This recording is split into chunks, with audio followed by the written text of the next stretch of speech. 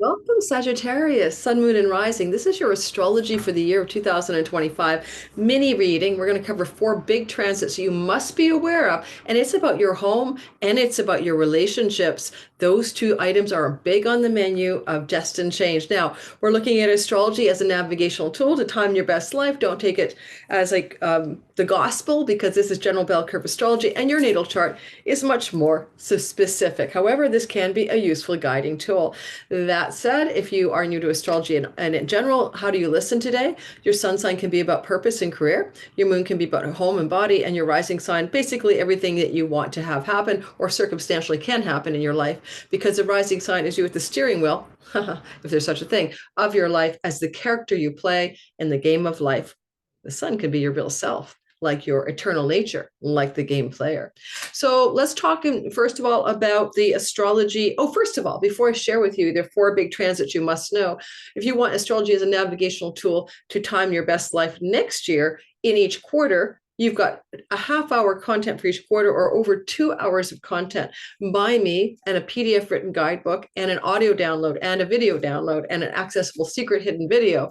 All these ways to get the same content next year and use it as a way to time your best life. In order to get that content, check below in my description box. My ho Santa Claus sale will be on. A Santa Claus New Year sale. You can get a discount on that. This is my fundraiser that I do every year to help grow my channel. What you're going to be able to do is buy that stuff, and you get to share with me your money. And then I get to buy ring lights and video editors and time stampers and the stuff that takes off the sheen of gloss on my sweaty forehead, or my oily forehead. You know what I mean. All the stuff I need to write my channel. Also, check out my description box for everything about me, including my Substack, Pluto Chronicles, including my Patreon community, including my Cosmic Moonshine newsletter, and getting a reading with me, which is like nothing short of a miracle if you can get in. But I do open up new spots in February. All right, so let's start out and talk about the best thing for you this year, or the most amazing thing, or the thing that I'm jumping to. But we got four items to cover. I'm going to start with March 22nd, and I'm going to show you the sky. And what I'm going to start with is what we call the Venus star point. And the reason I'm covering this for you, because Venus star points bring births of something new. Venus gets pregnant with possibility. She goes into the heart of the sun, in this case at 2 degrees of Aries. And we're in 2024, so let's move ourselves to the right year. That would be nice. And she's going to give you a baby of some sort. Now, what do you mean? I mean by a baby.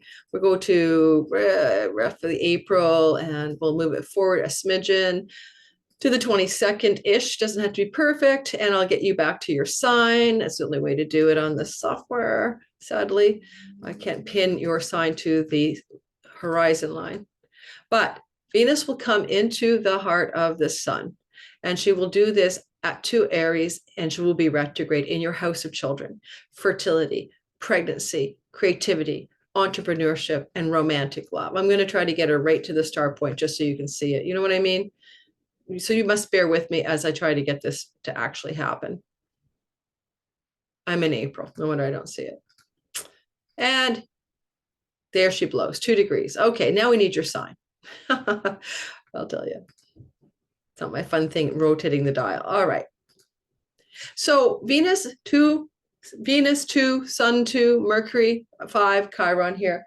Look, Sagittarius, if you've had a chironic wound, a feeling like you just haven't figured out the way to go with fertility, conception, pregnancy, entrepreneurship, creative projects, artistic projects, fun, joy, play, pleasure, sexuality, and romance. If you've been feeling wounded there since 2019, when Chiron entered this very romantic house, but also do with conception and children and creativity and inspiration and enthusiasm for life, the joie de vivre, the rainbows and unicorns, the wonderment of life. Well, this is going to be shifting, partly because of the eclipse we had on April of 2024, but also because of the star point. Now, Venus goes into the heart of the sun one time, right, every 4 years, in a sign, different signs. But this one, last time it happened, would have been Venus in the heart of the sun in direct motion in the spring of 2000, probably March of 2021. The time she went into the heart of the sun from retrogradation, which makes her close to Earth, which makes her more powerful, it's more intense, was in the spring, March of 2017. You might go back to those times, especially the earlier one in 2017. How did you make a reset button in how you relate to your children, your art, your creativity, your sexuality, and your romantic life? Now, that was separate in 2017 from this story. This story has elements that are different, particularly Chiron here after 2019. And so there's a sense of wanting to heal something as a reset button, a seed of something new. And Venus tends to show you the new thing, Sagittarius is. She gives you the goods in the first 10 months, just like she's going to be pregnant and conceive and grow a baby, a possibility. So in the first 10 months here, she will, 9.5, 10 months, she will show you the lay of the land. So if you're a single Sag, it definitely can look like a new love story. And if you are somebody who's an artist, new creativity surges. If you're an entrepreneur or want to become one, this fire sign flow to you is possible. You don't get much more of this. About 12 years from now, there's no more Venus star points in Aries for the rest of our lifetimes. They'll start to happen in Pisces. So if you're single looking for love, this is a good opportunity to actually invite it in. And when I talk about March 22nd, you've got like a 10-month window for hyperactive evidence that this is possible. And of course, it does roll much longer. It goes into a much longer rollout all the way through for 4 years. So it's resetting a button for something new in this part of your sky. And with Mercury there, it could indicate also a new beginning regarding creativity that involves communicating, marketing, selling, or writing. And with Mercury embedded pretty close to the star point, there's another possibility as well. Mercury is the ruler of your 10th house of career, but he's also the ruler of your 7th house of marriage. Rather than this being any old Venus star point, a new career that involves entrepreneurial or creative projects, or a new relationship that can lead to marriage. So that's one of the ways to interpret that, but it is a positive reset button. It doesn't happen very often, and it's here, and it's opening a door of something new. Now, you also have Jupiter, the Lord of your sign, in your 7th house of long-term committed love, business partners, and the public, the marketplace, and the audience. He was here the 3rd week of May 2024 through to October 9th in direct motion, and then he turned retrograde. Therefore, things might have been really moving forward, a new relationship, an exciting relationship, the relationship you're in expanding into greater commitment, getting engaged, moving in, leveling up, expanding the space of that relationship. That might have been really moving forward for you. 3rd week of May through to October 9th, 2024. Even your partner may have been experiencing, if you are in a relationship, greater advantages, more luck, more good things in their life. But this is if you have an audience or marketplace, like you're online or you reach out to the public for your work, that would have expanded your success and brought teachers or gurus or more generous, magnanimous people into your world. However, he retrograded on October 9th last year, 2024.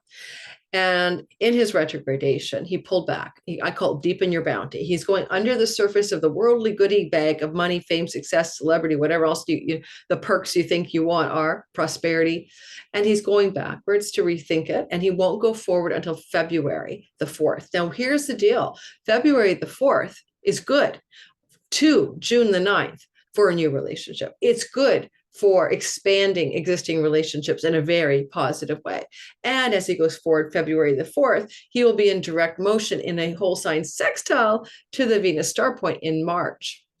And it indicates a blessed opportunity to take your existing relationship and up level it. Now, in a relationship during the retrograde, some of you might have been considering, you or your partner, whether this relationship will make the cut. And sometimes also you might have been going through a time in which past marriage type partners from your past were coming out of the woodwork, October 9th through to February 4th. You're like, oh my God, my first husband, my second husband, my third wife are all coming back knocking on my email door. But, once he goes direct, he's ready to pounce on success in the way you reach out to your audience, the way you reach out to your marketplace, the way you have business partnerships work for you, the way you can up level your existing relationship or come into a new relationship that's really beautiful. From the Venus star point to the Jupiter direct motion, February 4th, it does indicate the possibility of a new relationship coming in and may be obvious to you. And you can see that there's someone new for you singletons. You're going, oh my God, Lori said Venus star point, in March, but then Jupiter direct in February, and then but before June 9th, maybe I'll meet someone. Okay, that's exactly what I'm saying. That's what I'm saying. Could happen. Prosperity and bounty for your partner too. If you're married, then their prosperity, their wealth, their luck, they're picking up steam. They're doing better than they usually do. And so you get collateral benefits from that transit. And because Jupiter is the Lord of your sign, I know what you're going to ask me, so I'll tell you what he's going to do. He'll move into your house of chunky money, and he'll do that energy of the shift to chunky money on June the 9th through to the end of June of 2026. I'm not going to dive into it as much as I did, for instance, in my 2025 2-hour video. But it means that you're most likely to come into some inheritance or unexpected windfalls connected to various themes. Because of the Venus star point, you could actually win the lottery, in that year. But also it could be something along the lines of, a passing of an elder in your family, particularly an elder with Saturn still finishing his transit through your 4th house. But if that's not the case, it just means good luck in money, including your spouse's money and the resources you gather together.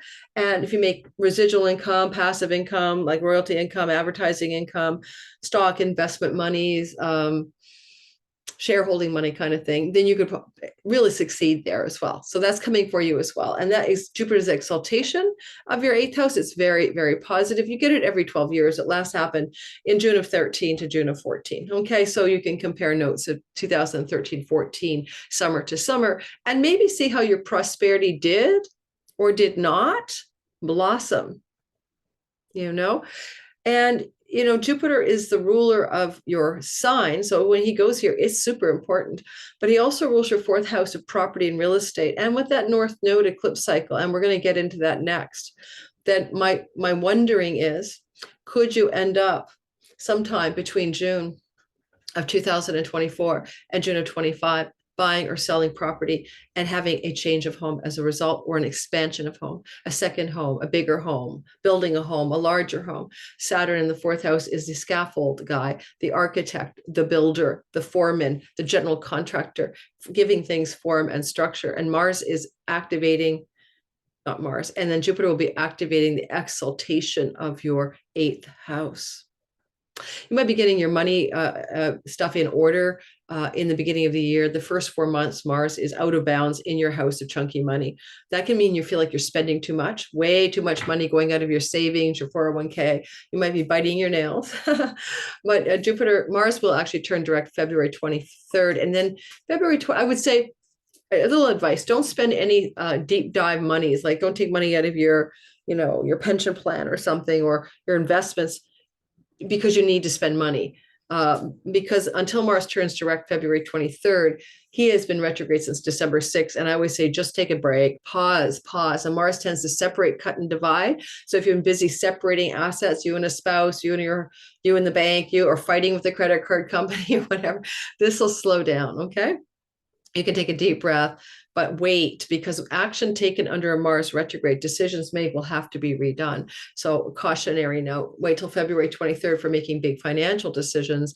And certainly with Jupiter in June moving into your 8th house, any problems that Mars caused with long-range finances are going to turn out just swell. So just get through the first 4 months, at least, of 2025 without, melting down over your money stories.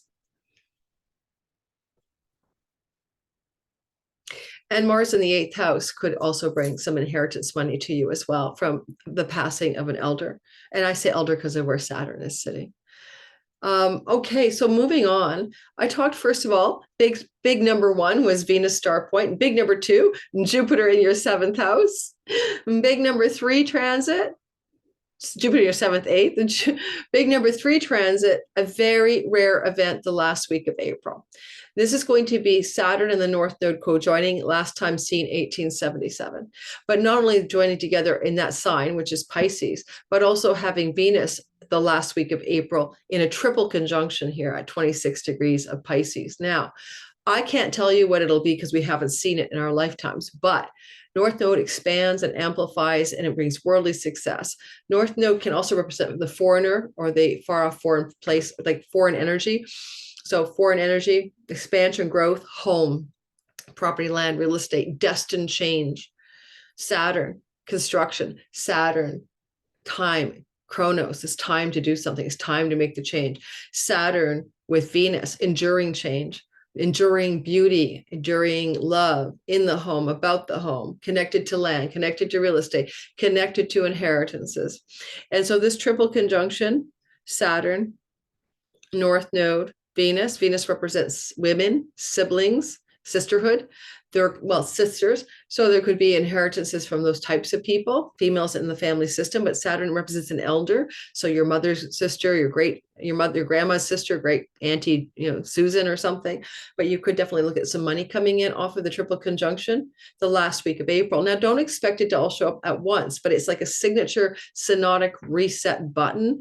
And Saturn North Node coming into the sky, I'll be doing a deep dive video into it, not seen since 1877, is a pretty cool and very interesting time. Saturn is a malefic, and of course, North Node expands him.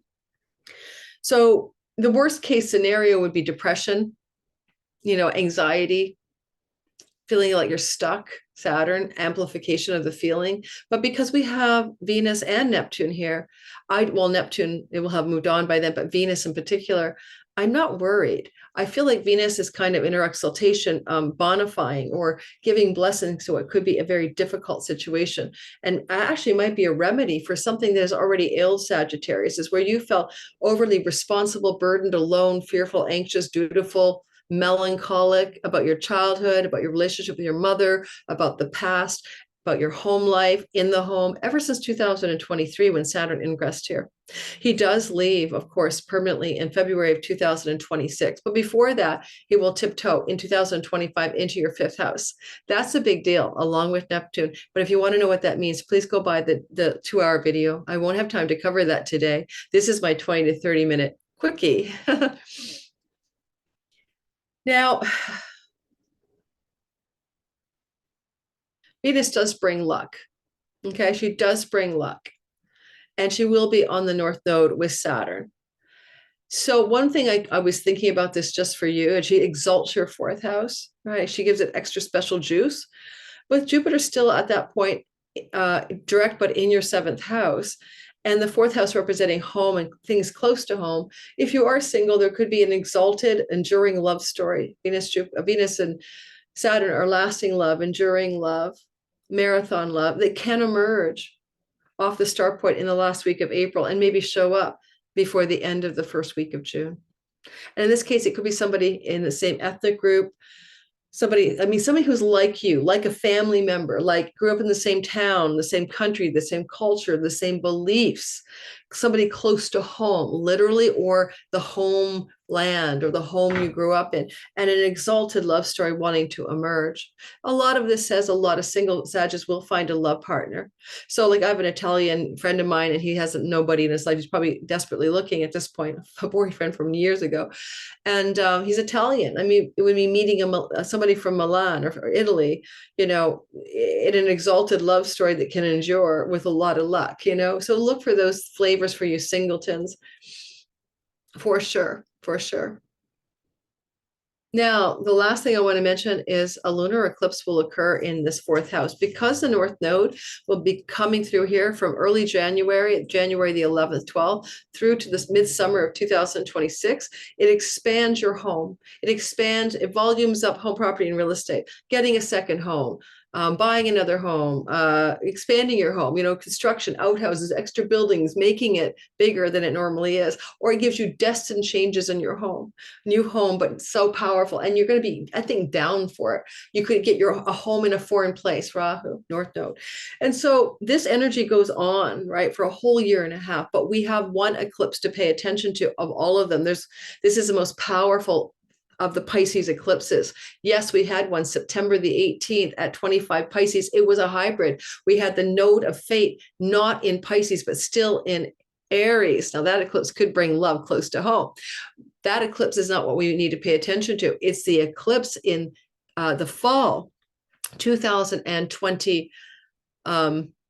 Oh my God, brain come back online. 25. Okay, what is the exact? Well, let's put the eclipse up for you to see, because I've been doing these videos ad nauseum and my brain is fried. But the exact eclipse, okay, it's in September, I think, and it's a total lunar eclipse in your fourth house. Let's jump us ahead to the future.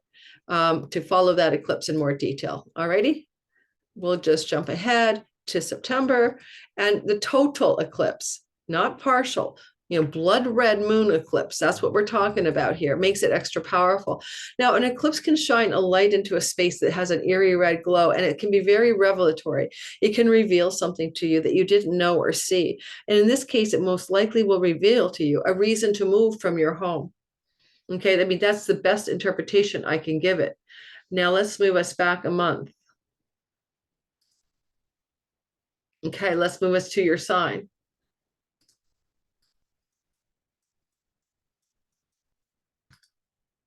So the eclipse will be here. The sun will be here. The moon will be here. It doesn't have to be perfect. I know I should know the date because the date is not the most essential thing. Let me look for my little dates on the eclipse. I had it handy yesterday, but I'm recording these little videos for you, but my brain is forgetting. Let me grab the date for you. It'll make you, I'm sure, angry if I don't. I don't like to deal with any more trolls. Alrighty, guys, September the 7th. It's going to be September the 7th at 15 degrees of Pisces. Let's go back and show you the sky. Ready, set, go. Ready, set, go. Now, without me having to get it perfect, I'll just move us back by 3 weeks, and I'll probably have to adjust the chart again. September 7th. Okay. So close enough. September the 7th, 8th. There's a total lunar eclipse right over here in your 4th house. It will land at the moon will be over here at 15 degrees on the north node. What do we need to say about it? So we got Saturn anoretic, co-present anoretic right there with this big lunation. It's a destined factor. It's a big energy. It wants to shine an eerie red glow. You'll see the luminol after the crime scene. What blood is there? For one thing, this can really be a big reveal around your childhood, your mother, your relationship to your mother, or things to do with your family when you were growing up. It may be about them. Jupiter is expanding the secrets house, but these are prosperous secrets or good secrets to find. So you just found out the great Uncle Bob had a treasure chest under his front porch, and the family's now splitting the assets. I mean, it can be very positive. Jupiter exalted is flowing to this particular full moon eclipse. Now, I also would note that it's also about where you live. It's very practical, and the North Node wants to push and shove, and maybe for some of you, relocate you. What I like about traditional astrology is we use whole sign houses. So the midheaven IC axis doesn't have to be the cusp of the 4th house. So if your IC is floating in the 4th house in whole sign houses, it definitely can look like a push for a move. It's time to change your home. This is it. Pack your bags. But with Jupiter in the 8th, why? Prosperity, a financial opportunity, an inheritance. Did you inherit the family home? I mean, it could be so many things. Or, yeah, so it's prosperous too, with Jupiter's trine in the 8th house of chunky money, as well as revealing to you secrets or that are good for you to know about your family of origin. And lastly, one thing I'll say about it, it does have Mercury witnessing it from the 10th house with the sun. Energetically, there can be some changes coming through that eclipse. Even though it's in the 4th house, it activates the south node in the 10th house. And there could be moving your home, changing your home for career change reasons. Okay, so that eclipse that happens on September the 7th, 2025, doesn't happen on the day. It can happen that influences show up 6 weeks before or a month before and up to 6 months later. I notice for me that lunar eclipses show me what they're about in the first 3 or 4 months, 3 months, 90 days. You kind of know what the heck it's for. You're not confused anymore. You're like, oh my God, that's why I'm changing my home. Also, lunar eclipses tend to be more advisory, or they tell you why you need to move. They give you a clarity. They don't sort of rip the carpet out from underneath your home life. Okay. That's not how I've seen them work. You could be getting a spousal divorce settlement, Jupiter in the house of shared resources. You might be getting the house, itself. Venus is in the house of courts. The judges favor you to get the house or the bigger asset or a lot of the assets. And you could be looking at that as an outcome of a lunar eclipse like this as well. And Jupiter favors you. He's the Lord of your sign. So if you're in a separation, spousal asset situation, divorce settlements, it should go well. And it could even be indicating a turning point towards the completion of that. Even as it is an eclipse and it represents change, it's also a full moon, which represents completions. You could complete a project to do with building a home, right? Saturn was there, the foreman, the construction guy, the scaffolding, the architect. It might just be indicating a big completion of a project. All right, that could be that to do with your home, but it can also be about a move, right? It could also be about changing where you live. And when I say foreign places and foreign shores, Rahu can do that North Node. It is a possibility for you that because of something that happened with, if you go back to November 17th of 2023, Mars was dying in the heart of the sun in his Cazimi in your house of Bara, foreign shores, right here. And that Cazimi energy is still playing out actually through to the end of 2025. It's a 2-year synodic cycle. And so there is an indication that some of you may pick up your bags and move countries as a result of the eclipse in September. And if that's the case, then it could be fall anytime between August and I'd say, the end of the year, that such a move might be quite evident for you if you haven't already moved with the Mars activation from before. Okay. But I think the North Node eclipses activate that as a more likely thing for you. Okay. Thank you for listening. I have so much more for you, so many more, like literally detailed accounting for each quarter of all the elements that are important to you and what you should pay attention to. That's why those videos are up to 2 hours or more long. And that's why I really hope you'll buy that video from me and or the All Signs Bundle, get all 12, listen for Sun, Moon, and Rising, share with friends and family. You know the drill. Thank you for listening, Sagittarius. Don't forget to like and subscribe and check all my stuff in my description box below. I'm so excited to be writing on the Pluto Chronicles again. And if you're into Pluto's journey through Aquarius, the AI, the aliens, the way it's going to change our world, the revolutions that are coming, then please join me on Substack. Thank you very much. And I'll see you in 2025.